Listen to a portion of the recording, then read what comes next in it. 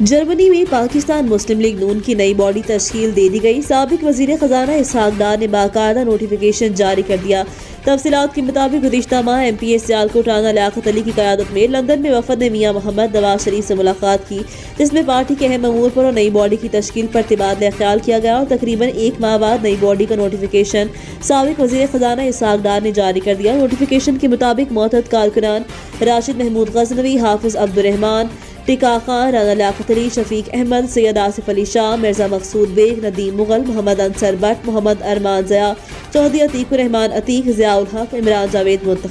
मुंतखब मुद्दरान का कहना है कि हम पार्टी के लिए हमेशा मुतहरिक रहेंगे और अपने फ़राइज़ बखूबी निभाएंगे और हम मियां मोहम्मद नवाज शरीफ और मियां मोहम्मद शहबाज शरीफ के अहद के मुताबिक मुल्क की तरक्की के लिए हमेशा कोशिश रहेंगे और इंशाअल्लाह दोबारा मियां मोहम्मद नवाज शरीफ की हुकूमत आएगी, क्योंकि पाकिस्तान मुस्लिम लीग नून ने हमेशा मज़लूम का साथ दिया और देती रहेगी।